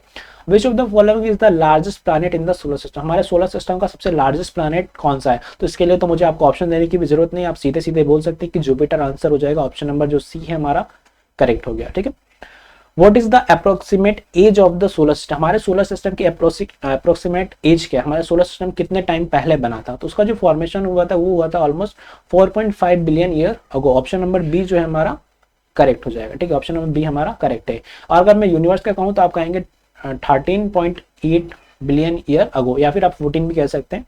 Okay, which planet is known as a red planet, red planet हम किसे बोलते हैं, रेड प्लैनेट हम बोलते हैं हमारे मार्स को। मार्स को क्यों बोलते हैं, ऑप्शन नंबर सी हमारा करेक्ट हो जाएगा। मार्स को हम इसलिए बोलते हैं क्योंकि इसकी जो सॉइल है उसमें क्या प्रेजेंट है, आयरन प्रेजेंट है, और आयरन जहां प्रेजेंट होता है वहाँ रेड कलर आपको देखने को मिलता है। आपका जो ब्लड है उसमें भी आयरन प्रेजेंट होता है, जिसके कारण आपका जो ब्लड का कलर होता है वो रेड हो जाता है। ठीक है, which planet has the fastest revolution around the sun, सबसे जल्दी जो एक रिवोल्यूशन कंप्लीट करता है वो कौन सा प्लैनेट है। तो सबसे पास जो प्लैनेट है वही हमारा आंसर होगा, ऑप्शन नंबर ए हमारा करेक्ट है। मरकरी ही फर्स्ट प्लैनेट है और फास्टेस्ट प्लैनेट है, जो कि सूर्य का चक्कर जो है सबसे जल्दी कंप्लीट करता है। नेक्स्ट है, what is the term for small rocky object orbiting the sun, mainly found between the Mars and Jupiter, Mars और जुपिटर के बीच में ज्यादातर मिलते हैं और ये स्मॉल रॉकी ऑब्जेक्ट है। तो हमें पता है कि मार्स और जुपिटर के बीच में जो प्रेजेंट है वो है हमारा एस्टेरॉइड। ठीक है, और मार्स और जुपिटर के बीच में जो बेल्ट जो चीजें प्रेजेंट है उसको क्या बोलते हैं हम लोग, एस्टेरॉइड बेल्ट, जहां पे क्या है बहुत सारे asteroid present. Option number B जो है हमारा यहाँ पे करेक्ट हो जाएगा। नेक्स्ट जो क्वेश्चन है हमारा, which celestial body revolves around a planet, planet के अराउंड कौन सी सेलेस्टियल बॉडी रिवॉल्व करती है, उसको हम क्या बोलते हैं। ठीक है, तो देखो प्लैनेट के अराउंड रिवोल्यूशन कौन करता है, वो करता है हमारा मून। ऑप्शन नंबर जो सी है हमारा करेक्ट हो जाएगा, मून बोल लो सैटेलाइट बोल लो वो हमारा करेक्ट आंसर है। ठीक है, next question, which planet is the hottest in the solar system, हमारे सोलर सिस्टम में कौन सा प्लैनेट सबसे ज्यादा गर्म है, तो वो है ऑप्शन नंबर बी वीनस। ठीक है, क्यों गर्म है, क्योंकि यहाँ पे गैस प्रेजेंट है। ठीक है, मरकरी के पास कोई वाटर कोई गैसेस प्रेजेंट नहीं है, जिसके कारण उसका जो टेम्परेचर सन के सबसे पास होने के बावजूद भी सबसे ज्यादा नहीं है। ठीक है, नेक्स्ट क्वेश्चन है, which of the following is not a terrestrial planet, इसमें से कौन सा ऐसा प्लैनेट है जो टेरेस्ट्रियल नहीं है। टेरेस्ट्रियल का मतलब आपको पता है कि जो कि रॉक से मिलके बने हो। ठीक है, और दूसरा जो टाइप होता है जॉगिन प्लैनेट, जो कि क्या होते हैं, जो कि गैसियस जाइंट होते हैं। ठीक है, तो हमें पता है कि जो एस्टेरॉइड बेल्ट के अंदर आएंगे वो सारे हमारे टेरेस्ट्रियल होंगे, जो उसके बाहर आएंगे वो हमारे जेबिलियन होंगे। ठीक है, तो मार्स हमारा टेरेस्ट्रियल है, वीनस हमारा टेरेस्ट्रियल, जुपिटर हमारा करेक्ट आंसर हो जाएगा क्योंकि हमसे जेवियन प्लैनेट ही पूछा गया है। तो ऑप्शन नंबर सी हमारा यहाँ पे करेक्ट हो गया। ओके, नेक्स्ट जो क्वेश्चन है हमारा वो है कि what is the primary component of the sun, sun का जो प्राइमरी कंपोनेंट है वो क्या है। सन जो है किससे मिलके बना है, ऑक्सीजन, नाइट्रोजन, हाइड्रोजन और कार्बन। तो जो इसका जो मेन कंटेंट है जो 75% 73% जो क्या है वो है हमारा हाइड्रोजन। ऑप्शन नंबर जो सी है हमारा यहाँ पे करेक्ट हो गया। Okay, which planet is known as the morning star and evening star, ऐसा कौन सा प्लैनेट है जो कि मॉर्निंग स्टार और इवनिंग स्टार के नाम से फेमस है। तो वो जो प्लैनेट है उसका नाम है वीनस। ठीक है, जो कि हमारा पड़ोसी है। क्यों फेमस है, क्योंकि ये जो है सब सेकंड ब्राइटेस्ट ऑब्जेक्ट है इन द सोलर सिस्टम। ठीक है, और हमारे सोलर सिस्टम में सन के अलावा कोई दूसरा स्टार प्रेजेंट नहीं, तो वीनस को हम मॉर्निंग स्टार बोलते हैं। क्यों, क्योंकि सबसे ज्यादा लाइट को रिफ्लेक्ट करता है। एक्चुअली में स्टार नहीं है, ध्यान रखिएगा। ठीक है, बस उसको हम क्या कहते हैं, स्टार बस हम कहते हैं, एक्चुअल में स्टार नहीं है। तो ऑप्शन नंबर बी हमारा करेक्ट हो जाएगा, जो कि सूरज उगने से पहले और सूरज डूबने के बाद हमें चमकता हुआ दिखाई देता है। Okay, which of the planet is a dwarf planet, dwarf planet क्या होते हैं, स्मॉल प्लैनेट होते हैं, जो कि डॉर्फ प्लैनेट जनरली स्मॉल होते हैं। और बट इसका जो मेन रीजन है इसको डॉर्फ कहने का वो है कि ये जो है ये अपना पाथ जो है ऑर्बिट जो है उसको छोड़ के किसी दूसरे के ऑर्बिट में चले जाते हैं। इनका जो ऑर्बिट है वो फिक्स नहीं है। ठीक है, एग्जाम्पल इसका है प्लूटो। ऑप्शन नंबर बी जो है हमारा यहाँ पे फिर से ही करेक्ट है। ओके, नेक्स्ट क्वेश्चन है, which planet rotate on it side tilted at axis of about 98 degree. ठीक है, देखो हमसे पूछा गया है कि इसमें से कौन सा ऐसा प्लैनेट है जो कि अपने एक्सिस पे 98 डिग्री तक टिल्ट है। ठीक है, देखो हमें पता है कि इसका जो आंसर है वो है option number C Uranus. Uranus ही वो प्लैनेट है जो कि 98 डिग्री पे टिल्ट है अपने एक्सिस पे। ठीक है, जैसे कि हमारा प्लैनेट जो 23 डिग्री से टिल्टेड है, वैसे ही जो यूरेनस है वो 98 डिग्री टिल्टेड है अपने एक्सिस पे, ठीक है। What is the name of the Saturn largest moon? Saturn के लार्जेस्ट मून का नाम क्या है? देखो बहुत अच्छा क्वेश्चन है, गैनीमेड सबसे लार्जेस्ट मून है, बट ये जुपिटर का है, ठीक है। लो कैलिस्टो ये किसके मून है? जुपिटर के मून है। टाइटन जो है हमारा मून है किसका? सैटर्न का, और सबसे लार्जेस्ट मून है। ऑप्शन नंबर सी हमारा यहाँ पे करेक्ट है। टाइटन के बारे में क्या इंपॉर्टेंट बात थी कि टाइटन के पास खुद का एक एटमॉस्फेयर है, डेंस एटमॉस्फेयर प्रेजेंट है, बाकी किसी भी मून के पास अपना एटमॉस्फेयर प्रेजेंट नहीं है, ठीक है। Which celestial body has a tail that always point away from the sun? ऐसे कौन सा सेलेस्टियल ऑब्जेक्ट है, सेलेस्टियल बॉडी है जिसके पास पूंछ है और जो कि हमेशा दूर होती है किससे? सन से, ठीक है। तो इसका आंसर क्या हो जाएगा? Meteor, asteroid, comet, dark planet. Option number C हमारा करेक्ट हो जाएगा, कॉमेट हमारा आंसर हो जाएगा। कॉमेट के पास ही क्या होता है? टेल होती है, और इसको हम क्या बोलते हैं? टेल्ड स्टार भी बोलते हैं, ओके। अब जुपिटर का मोस्ट प्रोमिनेंट फीचर कौन सा है? देखो जुपिटर रिंग जो है वो प्रेजेंट होती है हमारे किसमें? सैटर्न के पास। ओलंपस मून क्या है? लार्जेस्ट वॉल्केनो है जो कि कहाँ प्रेजेंट है? हमारा मार्स पे, ठीक है। ऑप्शन नंबर सी हमारा करेक्ट हो जाएगा, great red spot. Great red spot के एक बहुत बड़ा स्टॉर्म है जो कि कहाँ प्रेजेंट है? जुपिटर पे। एक बहुत बड़ा तूफान है जो कि कहाँ है? जुपिटर पे। ऑप्शन नंबर जो सी हमारा यहाँ पे करेक्ट हो जाएगा, ठीक है। नेक्स्ट क्वेश्चन है, विच प्लैनेट है the strongest wind in the solar system? ऐसा कौन सा प्लैनेट है जिसका सबसे स्ट्रॉन्गेस्ट विंड प्रेजेंट है, ठीक है। तो वो है हमारा नेपच्यून। ऑप्शन नंबर जो सी हमारे यहाँ पे करेक्ट हो जाएगा। ये सारी चीजें मैं आपको बता चुका, फैक्ट है, इसमें कुछ मैं आपको अलग से नहीं बताऊंगा, ठीक है। नेक्स्ट जो क्वेश्चन है, which was the first artificial satellite launched into space? इसमें से कौन सा ऐसा फर्स्ट सैटेलाइट है जो कि लॉन्च किया गया था स्पेस में? देखो इंडिया के थ्रू किया गया था, वो था हमारा आर्यभट्ट, बट जो फर्स्ट आर्टिफिशियल सैटेलाइट जो कि लॉन्च किया गया था वो था हमारा स्पुतनिक 1, जो कि किसने रिलीज किया था? सोवियत यूनियन, या फिर मैं कहूँ आज के टाइम में रशिया ने रिलीज किया था, ठीक है, स्पुतनिक 1। तो ऑप्शन नंबर जो सी है हमारा करेक्ट हो जाएगा, ठीक है। सो इसी के साथ जो हमारा चैप्टर है stars and solar system complete होता है यहाँ पे, ठीक है। अब जो बच्चे हमारे साथ जुड़ना चाहते हैं हमारी एप्लीकेशन को डाउनलोड कर सकते हैं। हमारी एप्लीकेशन को डाउनलोड कीजिए, हमारे कोर्सेज को ज्वाइन कीजिए, ठीक है। अब जो भी बच्चे मेंटरशिप में यानी कि क्लास 9th की तैयारी करना चाहते हैं, हमारे मेंटरशिप प्रोग्राम में जुड़ सकते हैं, ठीक है। जहाँ पे आपको weekly test, doubt clearance classes, ठीक है। देखो हर जगह पे आपको क्लासेस, वीडियोस, नोट्स सबको मिलेंगे, बट यहाँ आपको अलग से क्या मिलेगा? तो कंप्लीट मेंटरिंग होगी आपको, ठीक है। आपको गाइड किया जाएगा कि आपको किस तरीके से प्रिपरेशन आपकी करनी है, ठीक है। और जो भी बच्चे आने वाले एग्जाम यानी कि 25th, 26th, 27 की तैयारी करना चाहते हैं, ठीक है, अभी वो 6th में है, 7th में है, ठीक है, 4th में, 3rd में, और लेकिन तैयारी करना चाहते हैं सैनिक स्कूल या फिर नवोदय स्कूल या फिर मिलिट्री स्कूल की, तो हमारे फाउंडेशन कोर्स में भी जुड़ सकते हैं, ठीक है। और अगर आपको और इन्फॉर्मेशन चाहिए तो आप डायरेक्टली इस नंबर पे कांटेक्ट कर सकते हैं, या फिर आप हमारी एप्लीकेशन को डायरेक्टली डाउनलोड कर सकते हैं फ्रॉम द प्ले स्टोर, ठीक है। आपको सिंपली सर्च करना है TMD एकेडमी, देन आपको फर्स्ट में ही आपको हमारी एप्लीकेशन मिल जाएगी। सो आई होप कि जो आज का जो वीडियो था स्टार्स एंड सोलर सिस्टम, इसके बारे में जितनी भी चीज़ें मैंने आपको बताई होगी, मैंने आपको बहुत कम चीज़ें बताई है, बट जो भी बताई इंपॉर्टेंट है, तो आपको इन सब चीज़ों का पता रखना है, ठीक है। आपको खाली एग्जाम के पॉइंट ऑफ व्यू से खाली नहीं पढ़ना, ठीक है, आपको नॉलेज भी चाहिए, तो मैं आपको नॉलेज भी दे रहा हूँ। खाली आपको अगर मैं चीज़ें बता दूंगा, हो सकता है कि आप एग्जाम में पास हो जाएं, ठीक है, बट आपकी नॉलेज नहीं बढ़ेगी। ये जितनी भी चीज़ें मैं बताई आपको डीप में इसलिए बताइए कि आपकी जो नॉलेज है वो भी बिल्ड हो, ठीक है। चाहे आपका सिलेक्शन हो चाहे ना हो, लेकिन कोशिश यही रहेगी कि आपका सिलेक्शन जरूर हो। सो आई होप कि ये जो वीडियो है आपको बहुत अच्छी तरीके से समझ में आई होगी। So thanks for giving me peace time at the last. Thank you so much.